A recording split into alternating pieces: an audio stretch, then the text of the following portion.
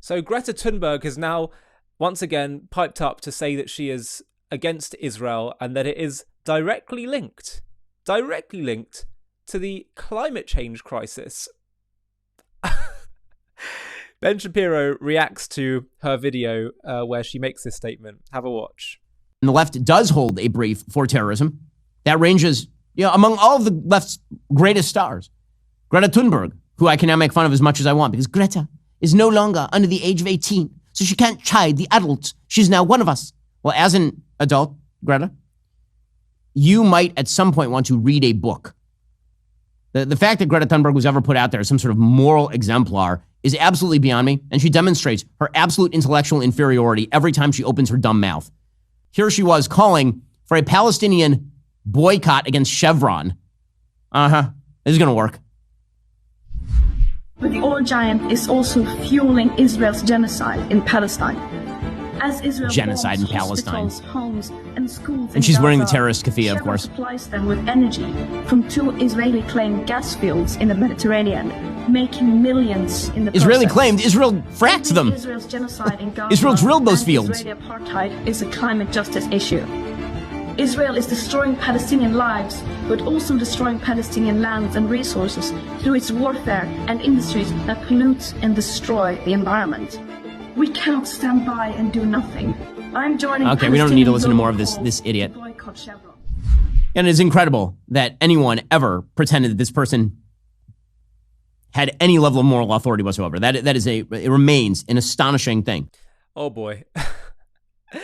Let's understand why it is that people often who are in certain political wings and camps end up being against Israel. What's happened is they've created this paradigm of looking at the world through the lens of the oppressors and the oppressed. And anyone that's in the oppressed camp has virtue, and you forgive and understand and justify whatever they do. And anyone who is an oppressor, you basically shame them for whatever they do. And nothing they do, no matter how virtuous it may be, can be justified. Does that make sense? Does that sound familiar with regard to the Israel-Arab conflict? Now, of course, Israel in many ways is the oppressed. If you zoom out a little bit and you see the region that Israel is surrounded by, Arab and Muslim countries who have willed her destruction for many decades. But if you frame it through that lens of just zooming into Israel versus the Arabs in Judea and Samaria and Gaza, then you'll try and frame it in that way where it's the bully Israel doing all these things.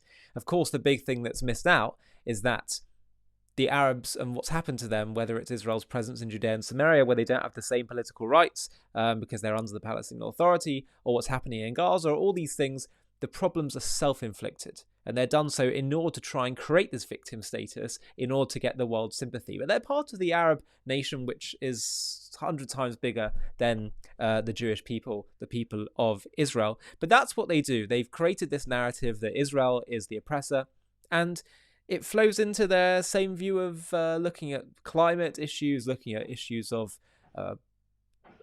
perhaps excusing all sorts of crime because they say it would be down to poverty. Again, it's the oppressed versus oppressor, the oppressive capitalist system, and all these things.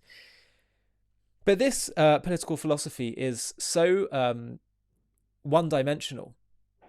It is missing so many other elements to life. Sometimes people who, yes, you should take into account who does and doesn't have power, but that's not the only litmus test for morality. There can be people who do have more power than others that are more moral and are in the right. That's why the Torah teaches that justice should be blind and that the judge should not favor the poor over the rich or the rich over the poor. We do believe that God himself takes into account people's suffering and people's challenges when judging them. But when it comes down to human beings and human justice institutions and all these kind of things, it's not our place to be doing that.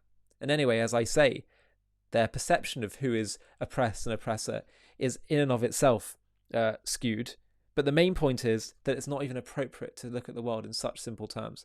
I think one of the reasons also why you have people who have these political philosophies have such a hostility to Jews is because Jews say, even if we've been oppressed and downtrodden, we're not going to dwell on that. We're going to rise up and not be victims. We're going to be a victor. We're going to survive. We're going to thrive. That's the story of Israel. That's the story of the Jewish people. And it flies in the face of narratives of people like Greta who say that people should dwell in their victimhood. They should perpetuate it, and they should just constantly capitalize on it rather than actually try to rise up.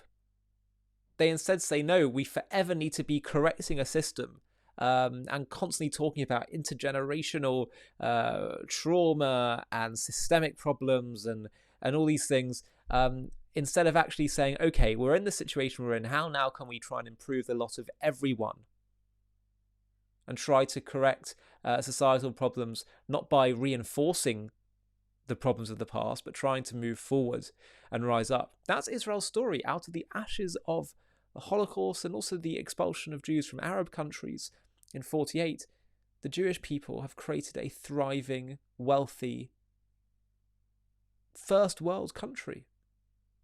It's amazing. And that's the story of Jewish history. Despite us being few in number, scattered all over the world, intensely persecuted for most of our history, we have survived. We have contributed, perhaps as the most leading voice in the human conversation of ideas, particularly around ethics and morality. And that's another reason we're not going to take any lectures from people on morality and ethics, particularly in war. We taught the world about the value of human peace as an ideal, of world peace as an ideal. That was the Jewish people who first articulated that vision with Isaiah. Nation shall not lift sword against nation. But I think this is why Judaism and the Jewish people can often be something that people in Greta's camp can be hostile to. But we just need to educate them, just need to explain the virtue of Israel, of Jewish principles and Jewish ethics.